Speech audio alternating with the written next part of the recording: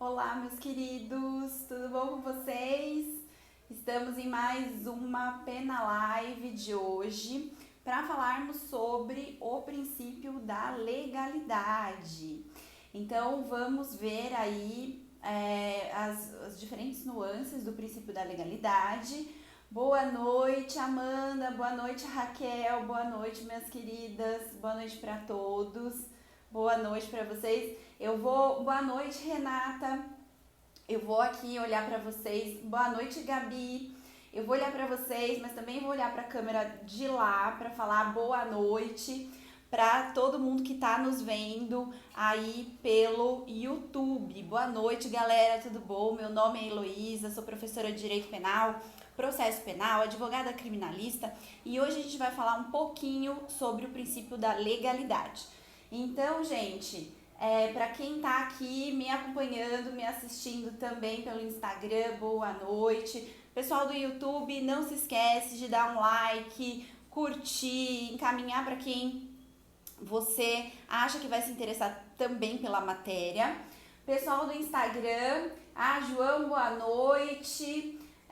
Ralph, boa noite. Boa noite para todo mundo que tá entrando. Não vou mais acenar para vocês, porque eu vi que toda vez que eu aceno para vocês, a câmera treme. Então, para evitar aí da imagem ficar tremida, sintam-se todos devidamente acenados, viu? Um beijo muito grande para vocês, um beijo no coração de vocês. E vamos aí falar sobre o princípio da legalidade, um princípio extremamente importante para o direito penal. Boa noite, Kel. Boa noite para vocês. Boa noite a todos. E vamos então prosseguir com a nossa matéria. Como eu já disse para vocês, gente, sempre antes aqui da nossa live, né, da nossa Pena Live, eu vou dar alguns recadinhos para vocês. Boa noite, Fê. Boa noite. Eu vou dar alguns recadinhos para vocês. Então, o primeiro recadinho.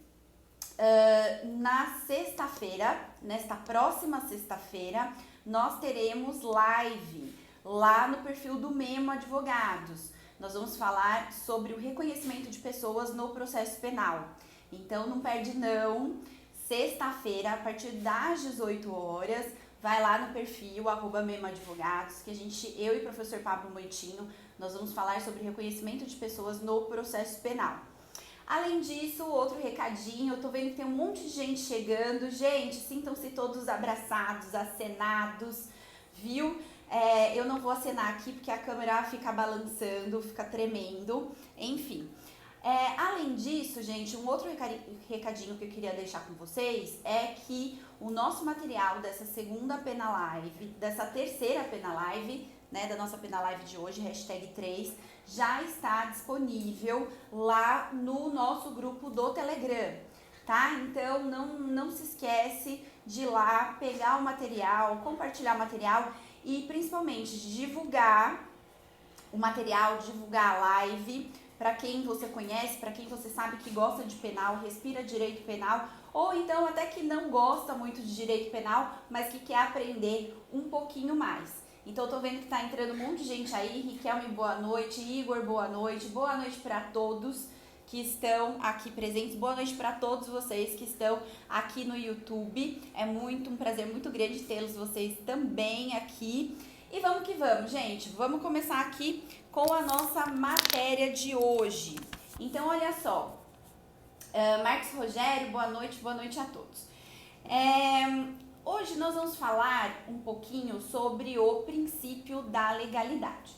Professora, mas o princípio da legalidade é tão bobinho, né? O princípio da legalidade é uma coisa assim tão intuitiva, não é verdade?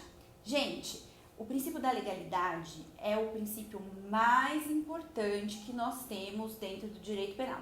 Ouso dizer que mais importante do que a dignidade, do que a legalidade, só a dignidade humana.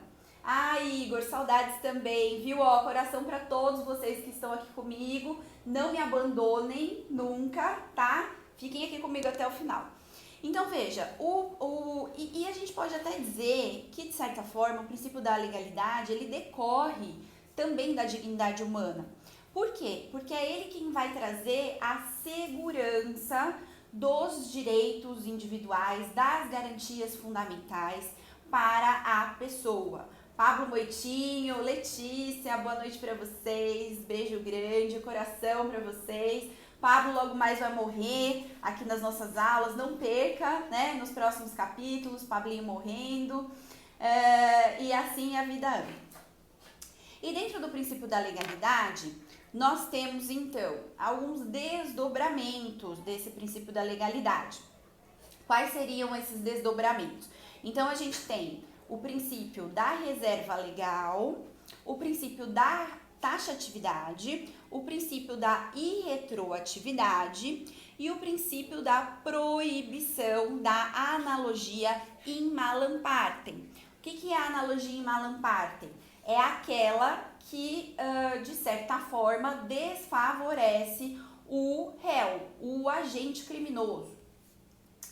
Tô vendo aqui que o Centro Acadêmico da USJT, né, da São Judas, Direito, tá participando aqui com a gente. Obrigada, gente. Um beijo para vocês também.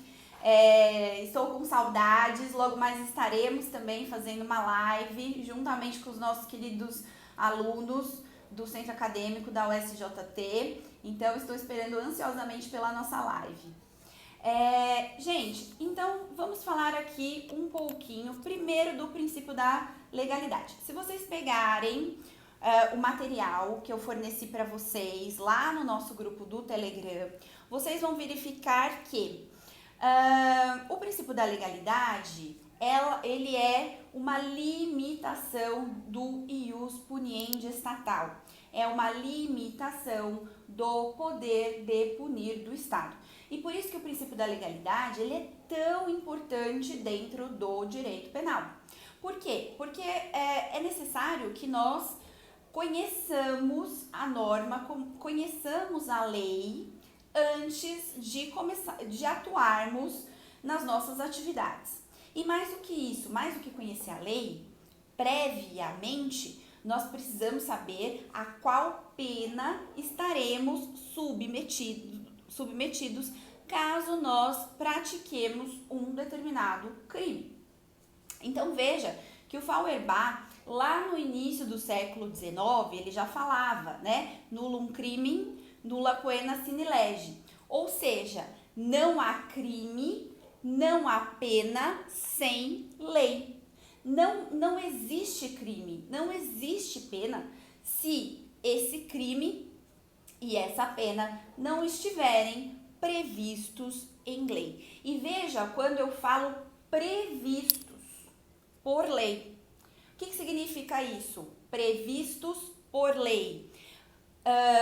Descritos antecipadamente numa norma que, consequentemente, tem conteúdo de direito penal.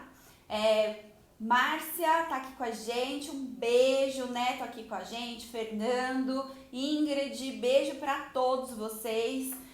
Fernanda, beijo para todos. Pessoal aí do YouTube também, sintam-se abraçados, beijados. E vamos voltar aqui para nossa matéria. Então veja que esse princípio da legalidade, ele vem previsto no artigo 5º, inciso 39 da nossa Constituição Federal. E o que diz o artigo 5º, inciso 39 da Constituição Federal? Que trata das garantias fundamentais. Fala assim: não há crime sem lei anterior. Não há crime sem lei anterior que o defina, nem pena sem prévia cominação legal. Olha que interessante, gente, lei anterior que o defina. Ou seja, não basta que exista uma lei, é necessário que esta lei seja anterior. Mais do que isso, não basta que a cominação legal esteja prevista, não basta que a sanção penal esteja prevista. É necessário que essa sanção penal esteja prevista e, portanto, previamente.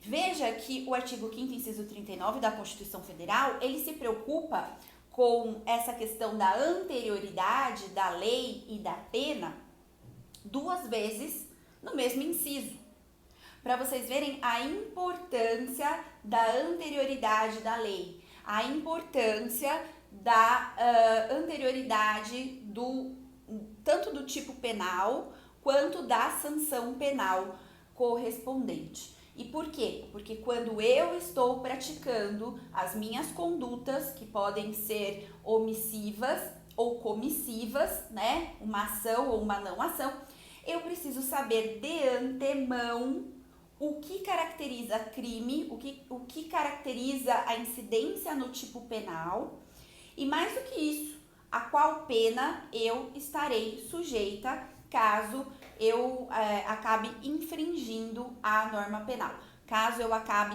infringindo a lei penal. E vejam, né, que a lei, gente, ela é tão linda. O direito, ele é muito lindo. A norma jurídica é uma coisa muito linda. O direito é muito lindo, o direito é apaixonante. E eu acho que vocês vão concordar comigo nisso, né? Que o direito é sempre muito apaixonante. Tanto é assim que eu sempre falo nas minhas aulas, então quem já teve teoria geral do crime comigo sabe que se um dia eu tiver um casal de filhos, eu vou dar o nome para os meus filhos. Se for menina, vai se chamar Norma, e se for menino, vai se chamar Sansão. Porque vejam, a norma e a sanção, né, nesse caso os dois são femininos, a norma e a sanção são fundamentais dentro do mundo do direito. Veja que o direito, a lei, de uma forma geral, né, a lei no seu sentido abstrato, tem gente que já tá gostando do nome, né? Então, se vocês quiserem pegar essa ideia para vocês também podem já, né, prever isso, já vai fazendo enxovalzinho da criança, tá? Se for menina, norma. Se for menino, sanção. Ou pode ser a menina sanção também, né? A sanção, que nem é no direito penal. Enfim, gente, tem gente chamando o Pablo aqui também, né? Então, gente, vejam o seguinte. A lei, a norma é tão linda. Olha como esse nome é lindo. A norma é tão linda, tão linda, tão linda, que ela já contém dentro dela a sanção. E veja que a própria norma já sabe que nós somos seres humanos. E por sermos seres humanos, nós estamos aí a todo tempo com a possibilidade de infringir a lei. Nós temos livre-arbítrio. E dentro desse nosso livre-arbítrio, nós podemos obedecer a lei ou desobedecer a lei. E veja que a própria lei, ela já contém em si a consequência jurídica para aquelas pessoas que resolverem desobedecer a lei. Qual que é a consequência jurídica? É a sanção, que no nosso caso será uma sanção de conteúdo penal. E basicamente, né, dentro da sanção de conteúdo penal, pena privativa de liberdade. Também temos pena de multa, mas a principal é a pena privativa de liberdade. Rafa, beijo para todo mundo que tá entrando aí agora, gente, sintam-se todos abraçados e beijados, viu? Então, basicamente é isso. Vejam que a gente tem aqui, né, o princípio da reserva legal. Então, veja, dentro do princípio da reserva legal, nós vamos ter 4 desdobramentos, que foram os desdobramentos que eu falei. Desculpa, gente. Dentro do princípio da legalidade, nós vamos ter aí os 4 desdobramentos que eu falei para vocês. Reserva legal, taxatividade, irretroatividade e proibição da analogia in malam parte. Vamos falar um pouquinho, então, do princípio da reserva legal. O princípio da reserva legal, ele é decorrente desse princípio da legalidade. Então, ele é uma consequência lógica do princípio da legalidade. E dispõe que a regulação de determinadas matérias deve ser feita necessariamente por meio de uma lei formal decorrente do consenso democrático. Gente, isso é importantíssimo. Veja, pelo princípio da reserva legal, a matéria penal, e aí trazendo para o direito penal, a matéria penal, ela deve ser regulada por lei. Qualquer lei pode regular em matéria penal? Não. E isso é muito pegadinha de OAB. Muito pegadinha de OAB. Qualquer lei pode regulamentar em matéria penal? Não. Apenas a lei em sentido formal. Quando nós falamos em lei em sentido formal, nós estamos falando da lei ordinária e da lei complementar. Então, vou falar aqui para o pessoal do YouTube também. Quando nós falamos lei em sentido formal, estamos falando de lei ordinária e lei complementar. Professora, medida provisória. Medida provisória, professora, pode regulamentar em matéria penal? Não pode. Isso já foi pergunta de OAB, tá? Pegadinha de OAB. Professora, mas e se essa medida provisória for posteriormente transformada em lei? Se ela for votada lá de acordo com o procedimento que está previsto na nossa Constituição Federal e for convertida em lei, mesmo assim não pode? Não, mesmo assim não pode. Ela tem que vir, ela tem que nascer, ela tem que se originar como uma lei ordinária ou uma lei complementar. Outra pegadinha de OAB, gente, isso vocês precisam saber, tá? Importantíssimo. Professora, só a União que pode legislar em matéria penal? Só a União. Professora, e se o Estado ou o município resolve criar um tipo penal específico? Por exemplo, estamos na pandemia. Vamos supor que o Estado de São Paulo vê que o número de transmissão de Covid está muito alarmante, as pessoas não estão utilizando máscara. O Estado de São Paulo, a Assembleia Legislativa do Estado de São Paulo, pode criar uma lei ordinária, criando um tipo penal para punir aquela pessoa que sai em locais públicos sem a máscara? Não. Por quê? Porque lá no artigo 22, inciso 1 da Constituição Federal, está previsto que apenas a União, através do nosso Congresso Nacional, poderá legislar em matéria penal. Então, muito cuidado com isso também, porque isso também é pegadinha de prova da OAB. Se vocês tiverem alguma dúvida, gente, sobre o princípio da reserva legal, vocês vão escrevendo aí pra mim no chat, tá? Vocês vão falando aí pra mim no chat. Bora lá!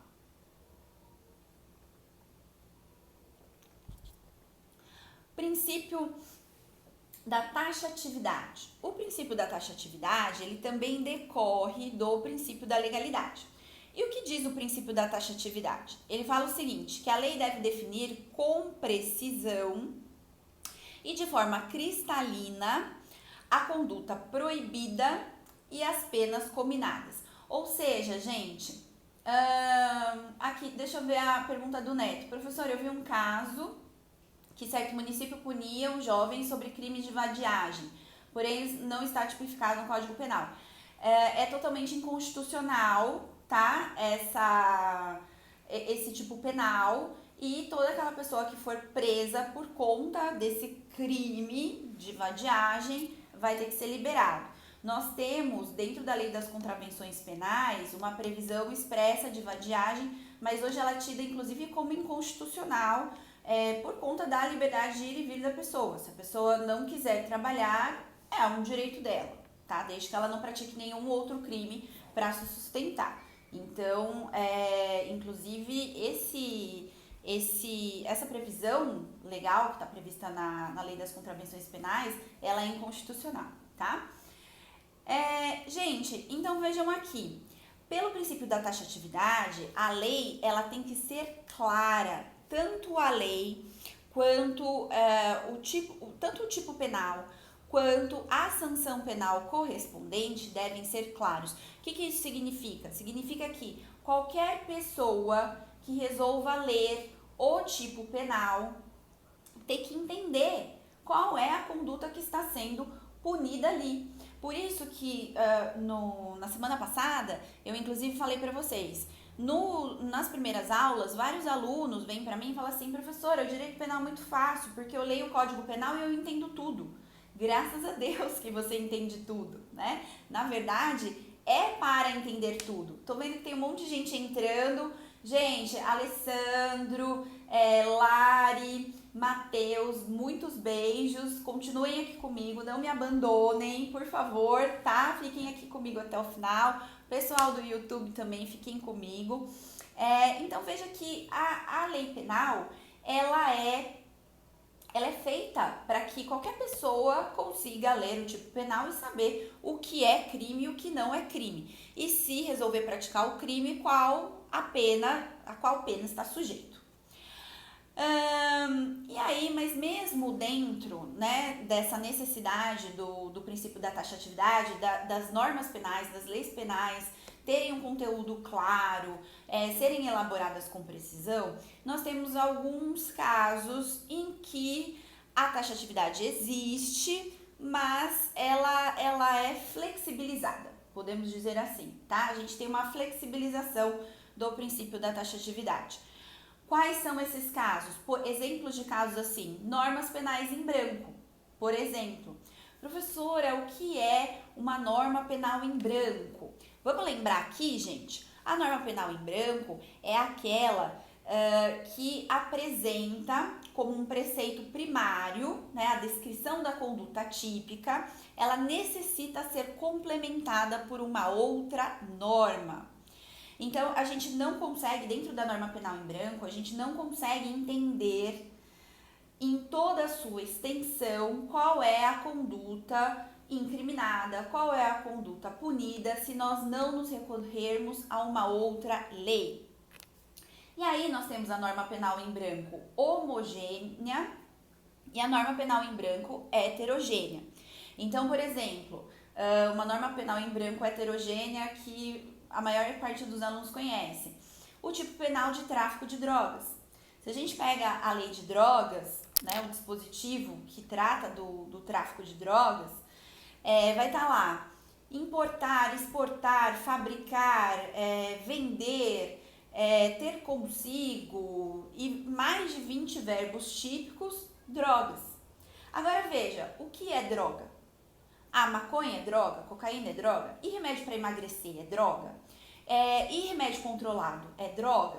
Então, para a gente saber exatamente quais são as drogas, o que é droga e o que não é droga, nós temos que nos socorrer a uma portaria da Anvisa para saber exatamente o que é droga e o que não é droga, tá? Uma portaria, do Ministério da Saúde, para saber o que é droga e o que não é droga. Então, veja que o tipo penal ele precisa ser complementado por uma outra lei, uma outra norma. Isso, né, alguns doutrinadores consideram isso como uma flexibilização desse princípio da taxatividade, sem, contudo, deixar de lado o princípio. Só que o nosso legislativo, vocês sabem, aquelas que necessitam de uma complementação, muito bom, né? Então é isso aí, tá? Muito bom. A gente vai falar sobre norma penal em branco. Para quem não entendeu o que é norma penal em branco, não se assustem. Nós vamos falar de norma penal em branco, homogênea, heterogênea, nas nossas próximas penalives, porque agora ainda não é o objeto do nosso estudo. Eu só dei um exemplo para vocês verem como que, em alguns casos, esse princípio da taxatividade pode ser relativizado, tá? Então, veja, Helena, oi, boa noite, gente, boa noite a todos que estão chegando agora, sejam todos muito bem-vindos, viu?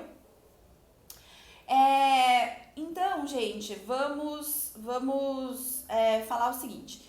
Dentro do princípio da taxatividade, revisar o assunto, a Ingrid está falando aqui, tô adorando a aula para revisar o assunto que tive há 2 anos atrás e não lembrava mais de muita coisa. Que bom, Ingrid, que bom. No final das contas, né, como é é uma revisão zona, então a gente vai rápido, é bom que vocês conseguem rever vários conceitos. Se ficar alguma dúvida, depois vocês me chamem, ou no Telegram, ou no direct do Instagram. Vocês, de alguma forma, vocês vão conseguir se comunicar comigo. Helena tá pedindo desculpa aqui que se atrasou. Helena, fica tranquila, o importante é participar, tá? Então, já que você entrou, não me abandona não, vamos ficar aqui até o final. Penal é mais legal e bora lá. Então vamos lá. Gente, o que o Roxin, ele fala pra gente sobre a questão do princípio da taxatividade? Ele fala o seguinte: uma lei indeterminada ou imprecisa, pouco clara, não pode proteger o cidadão da arbitrariedade, que foi isso que a gente falou, né? Como que você vai se proteger? Por exemplo, eu pisei na grama. Tá, até agora pisar na grama não é crime. Mas aí amanhã vem uma lei que fala pisar na grama, reclusão de 8 a 10 anos. E o Estado quer me punir por ter pisado na grama um dia antes da lei ser publicada. É possível isso? Claro que não, porque quando eu pratiquei a minha conduta não existia nenhuma lei que falava isso, né? Ainda sobre a taxatividade, veja, na Alemanha a gente tinha um tipo penal, durante a Alemanha nazista, a gente tinha um tipo penal que falava o seguinte: atentar, era crime isso, tá? Olha aqui o crime, que beleza. Atentar contra o nobre sentimento do povo alemão. Professora, mas o que é atentar contra o nobre sentimento do povo alemão? É xingar o Hitler? É rasgar a bandeira do nazismo? Sei lá, de alguma forma desrespeitar a suástica? O que é, né? O que era atentar contra o nobre sentimento do povo alemão? Podia ser tudo e qualquer coisa. Olha aí o princípio da taxatividade indo para o buraco, né? Cabia tudo. Aliás, cabia o que os oficiais alemães quisessem que cabia. E a pena era extremamente, se não me falha a memória aqui, depois eu vou até confirmar com vocês, mas se não me falha a memória, a pena era a pena de morte. Então veja como a gente precisa ter bem forte, bem vivo na gente o princípio da taxatividade, né? Uma lei pouco clara contraria a divisão dos poderes, porque permite ao juiz, inclusive, realizar a interpretação que ele bem entender. Então veja, se o nosso legislativo, vamos supor que o nosso legislativo num ápice de loucura, e veja que eu não duvido de mais nada, né? Hoje, com tudo que está acontecendo no Brasil e no mundo, eu não duvido de mais nada. Vamos supor que o nosso legislativo criasse um tipo penal: atentar contra o nobre sentimento do povo brasileiro. Pena, reclusão de 6 a 20 anos. Gaia, um beijo, querida. Um beijo pra você e pra todo mundo que tá entrando agora, viu? A quem caberia definir o que está previsto nesse tipo penal? A quem caberia dar a interpretação da lei penal? Ao juiz, né? Que em último caso é quem vai aplicar a norma, aplicar o tipo penal ao caso concreto. Então veja que quanto mais incerta é a lei, quanto mais indeterminada é a lei, maior a discricionariedade do juiz. E isso é um problema. Claro que o juiz ele tem que ter uma certa discricionariedade, ou seja, uma certa liberdade, não é nem discricionariedade, é uma certa liberdade quando dá a interpretação da norma, da lei, mas essa liberdade não pode ser uma discricionariedade. Essa liberdade não pode ser alguma coisa ilimitada. E é por isso que nós temos que obedecer, o nosso legislativo tem que obedecer à taxatividade da lei. Professora, mas o legislativo, ele obedece esse princípio da taxatividade da lei, né? O nosso legislativo, ele sempre obedece? Beijo, Ana Psaldo, muitas saudades, Ellen, todo mundo que está entrando agora.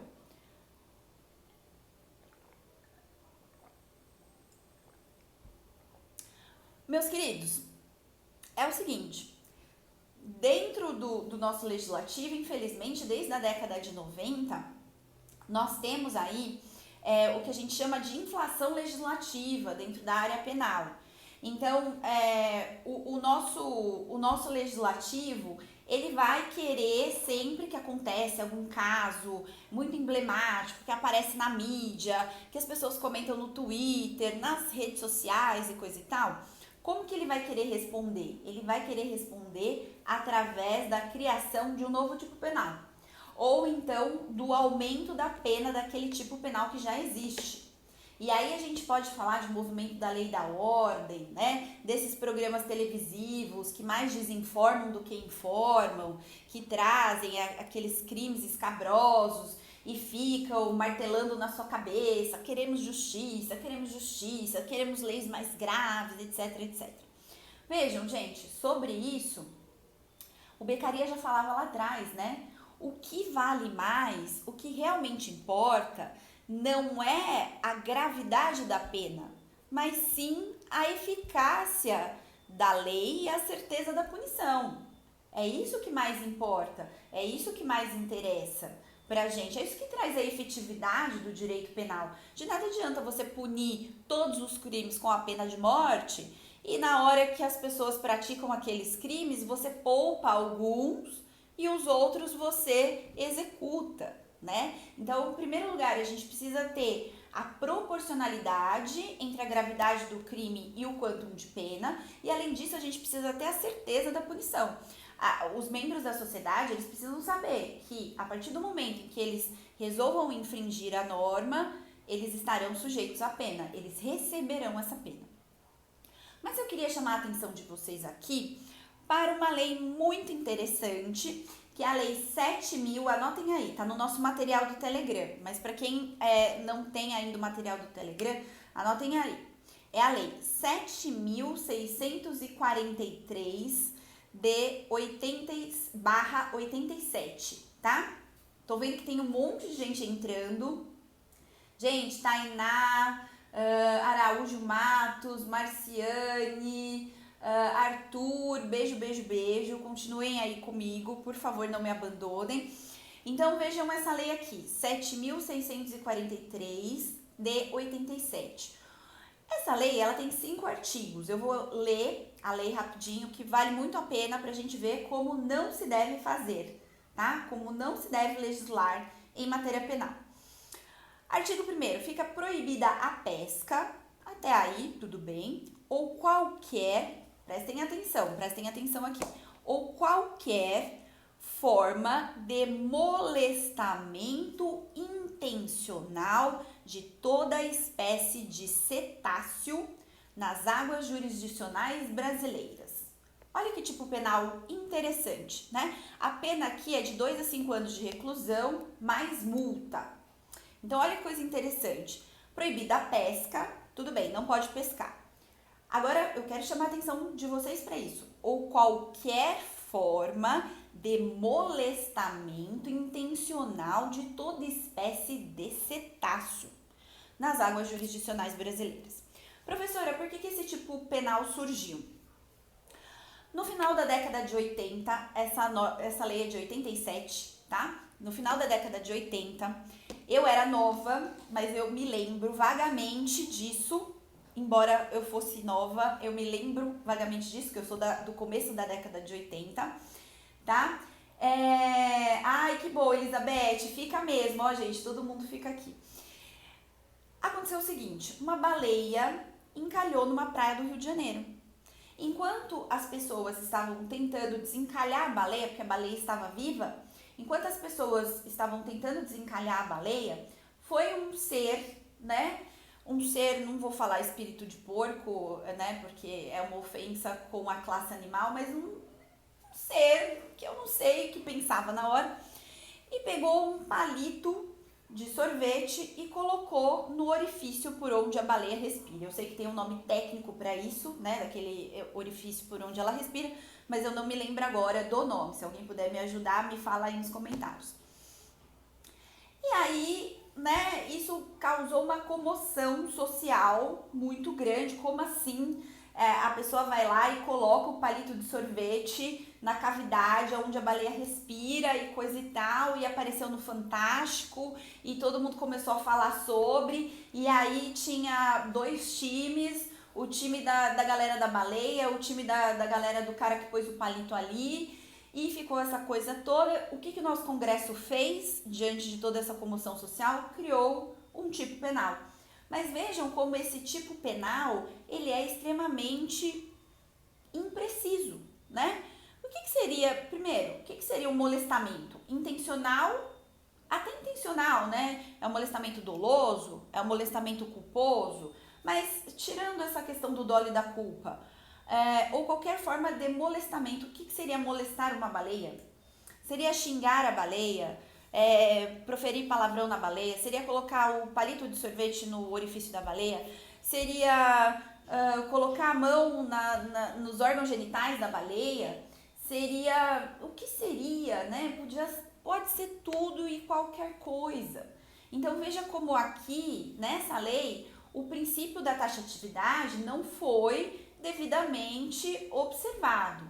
Ah, professora, então a baleia não precisa de proteção? Claro que precisa, né? Cada vez mais nós precisamos cada vez mais de proteção ambiental, de normas ambientais, mas não é assim que se faz. E outra, cetáceo. Cetáceo é o grupo de animais que compreende baleia, golfinhos e congêneres. Então veja, como que nós vamos molestar um cetáceo? Veja como o tipo penal, ele é abrangente, exatamente pela sua abrangência muito grande, nós não temos uma aplicação prática. A única condenação, a gente fez uma pesquisa e a única vez que esse tipo penal foi efetivamente utilizado foi no caso, olha só como dá margem, né? Uma interpretação muito extensiva. Pois é, a Ingrid está falando que pesquisou no Google para ver o que era cetáceo porque não sabia. Exatamente, também tem esse problema, né? Mais esse entrave, né, Ingrid? Mas veja, a única condenação que nós temos notícias aí com base nesse tipo penal é de uma equipe de uma rede televisiva, de um canal de TV, que foi filmar as baleias no seu habitat natural em uma reserva ambiental, e eles ficaram com um barco mais ou menos próximo aonde essas baleias estavam nadando. E eles conseguiram filmar o acasalamento das baleias, as baleias em si, mas parece que era um programa um pouco... Eu não sei se o caráter utilizado foi um caráter que não era científico, etc. Essas pessoas acabaram sendo denunciadas por esse tipo penal, por filmar a baleia e a vida das baleias num parque ecológico, e elas foram punidas pelo nosso TJD São Paulo. Então veja como molestar a baleia pode ser tudo e qualquer coisa, né? Pode ser até filmar a baleia dentro de um parque, dentro de uma reserva ambiental, dentro de um parque ecológico. Para vocês verem como que essa questão da taxatividade, se ela não for observada estritamente, gera problemas. Aí depois, gente, prosseguindo aqui, vamos falar um pouquinho sobre a irretroatividade da lei penal. Irretroatividade da lei penal. Então, pelo princípio da irretroatividade, a irretroatividade da lei penal também decorre do princípio da legalidade. Gente, um beijo para todo mundo que está entrando agora. Ana Paula, Bia, Cati Souza, Lari Cruz, beijo, beijo, beijo para todas vocês. Pessoal aí do YouTube que está me assistindo, está entrando agora, beijo muito grande para vocês. E vamos que vamos aqui na nossa matéria, tá? Não me abandonem, fiquem comigo aqui até o final, por favor. Vocês também, fiquem comigo até o final. Já estamos do meio pro fim aqui, tá? Já estamos encerrando aqui. Princípio da irretroatividade da lei penal. Deixa eu tomar um golinho d'água, gente, que eu já tô com sede aqui.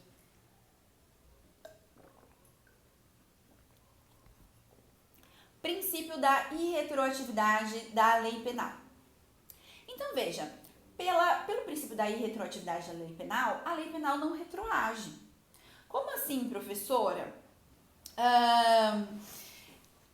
Deixa eu ver, eu tô lembrando de um caso bem antigo, mas vamos pegar um caso novo, mais ou menos novo, né? Vamos pegar o tipo penal de stalking, que acabou de ser criado. Veja que o tipo penal de stalking, ele só pode ser aplicado a partir de 1º de abril para frente. Então, se vamos supor que Eu tenho uma determinada pessoa, vamos supor que eu e o Pablo, não vou matar o Pablo hoje, mas vou prendê-lo, tá? Então eu e o Pablo, a gente se separa. E o Pablo começa a ficar meio noiado com essa separação, ele não leva numa boa, e ele não aceita, e aí ele resolve me perseguir. Então, eu tô fazendo live, ele tá aqui presente na live, falando eu te amo desesperadamente. Aí eu vou dar aula na universidade, ele tá lá na primeira fileira. Aí eu vou no barzinho, aí ele tá lá, né, me assistindo eu dançar, beber, conversar com outras pessoas. Aí eu vou no cinema com umas amigas, ele também tá lá no cinema. Aí eu vou num outro lugar, ele tá lá também. Ele começa a me perseguir, tanto fisicamente quanto virtualmente. Veja, se essa perseguição tiver acontecido em março deste ano, eu vou poder fazer notícia crimes. A notícia crimes eu vou poder fazer, mas eu vou poder fazer em relação ao tipo penal de stalking? Não. Por quê? Porque a lei penal não retroage. O tipo penal ele foi criado com vigência a partir do dia 1º de abril. Então, nós não podemos aplicar esta lei para fatos ocorridos antes do dia 1º de abril. Então, veja que pelo princípio da retroatividade, a lei penal não pode retroagir para alcançar fatos que aconteceram antes da sua criação.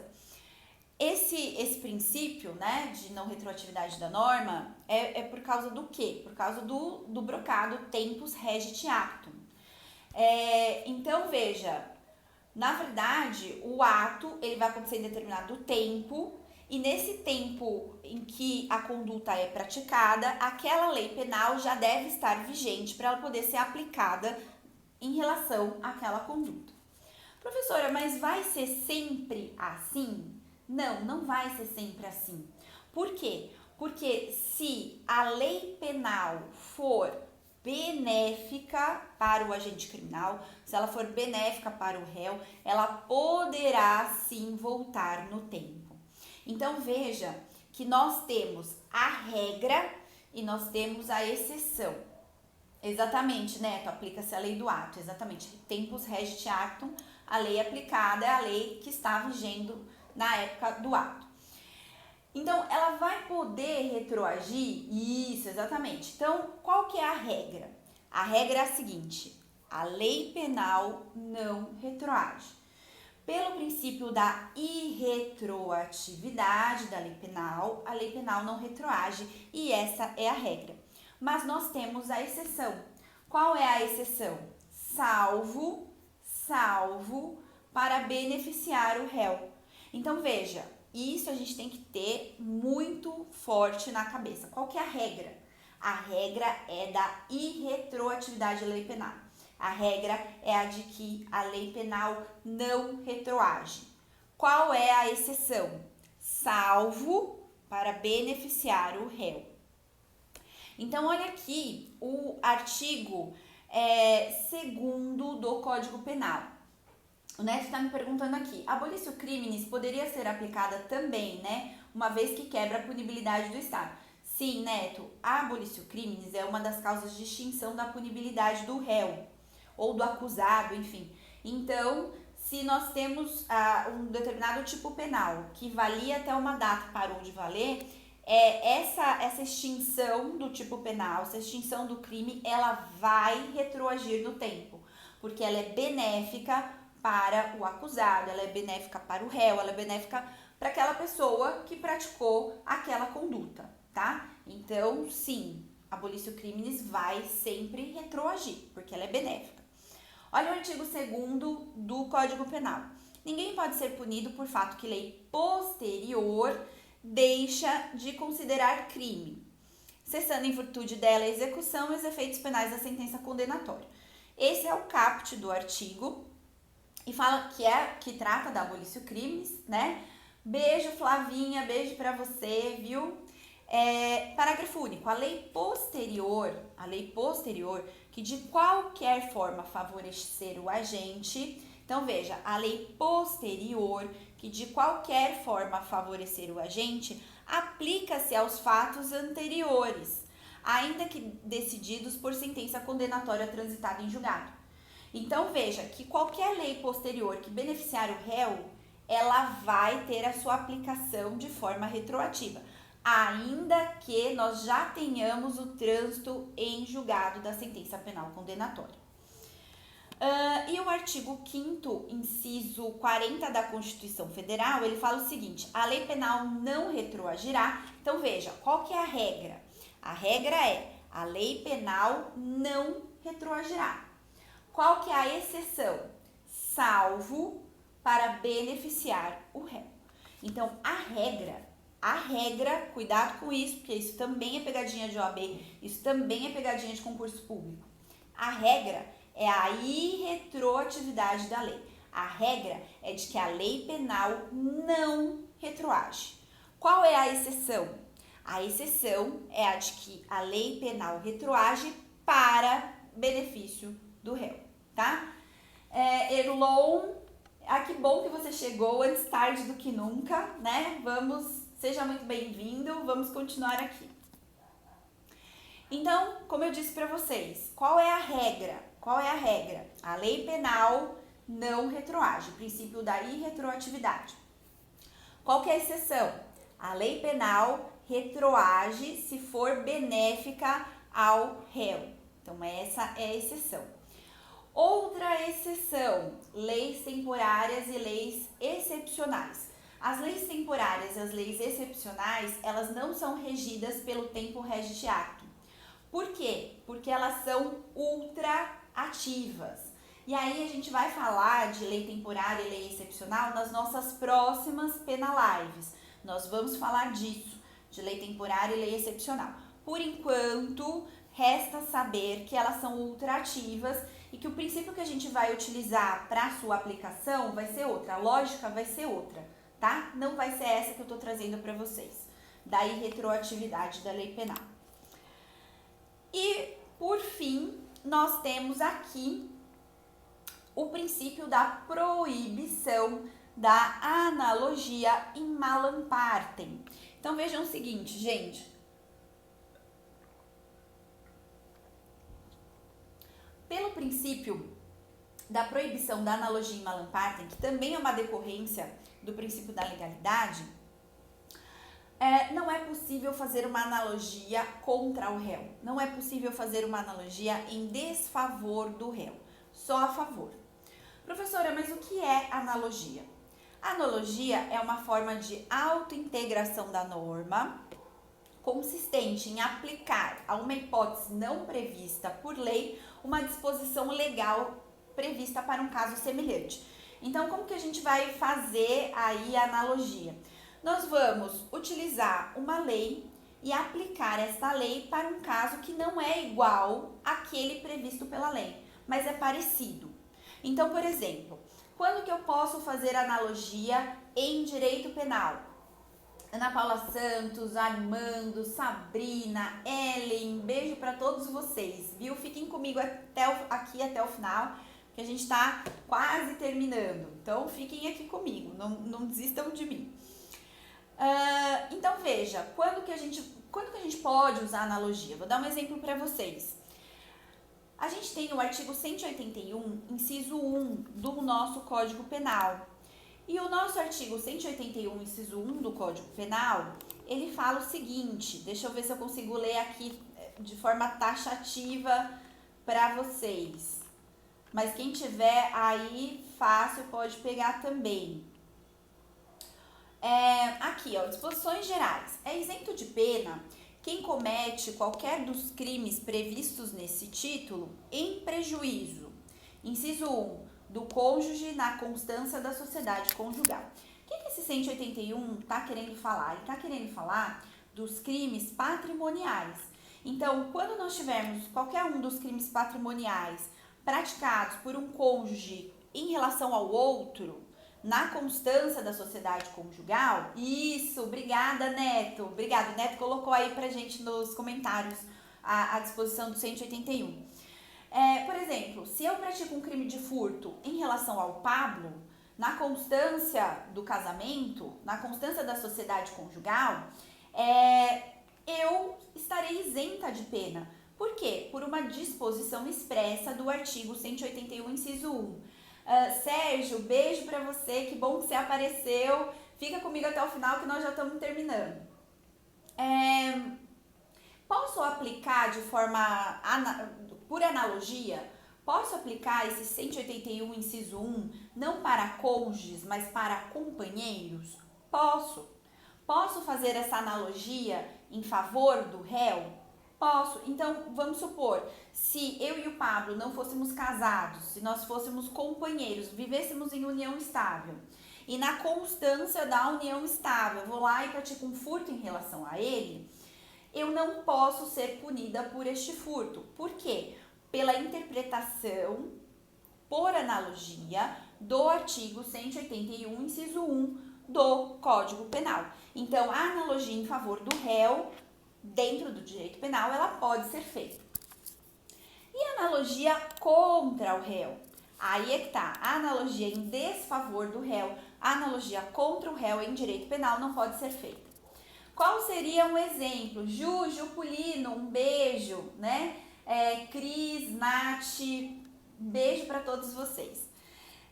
Qual seria um exemplo de interpretação de forma, né, por analogia, na qual essa analogia vai prejudicar o réu e, portanto, eu não poderia fazer? Se a gente vier aqui nos crimes sexuais, vamos pegar aqui, ó, estupro, sedução, estupro de vulnerável, nas disposições gerais, a gente tem aqui, ó, artigo 226, inciso 2 do Código Penal. Artigo 226, inciso 2 do Código Penal fala o seguinte: a pena é aumentada. Então, no caso dos crimes contra a dignidade sexual, e aí dos crimes, basicamente dos crimes contra a dignidade sexual, principalmente vulnerável, né? A gente tem aqui, a pena é aumentada, inciso 2, de metade se o agente é ascendente, padrasto ou madrasta, tio, irmão, cônjuge, companheiro, tutor, curador, preceptor ou empregador da vítima, ou por qualquer outro título tiver autoridade sobre ela. Então, veja que o tipo aqui, né, a causa de aumento é para o ascendente, padrasto, madrasta. Aqui, o 226, inciso 2, não fala do padrinho. Obrigada, Neto. Neto me salvando aqui mais uma vez, obrigada. Então, veja que o 226, inciso 2, ele não fala do padrinho, olha lá, ele fala do padrasto.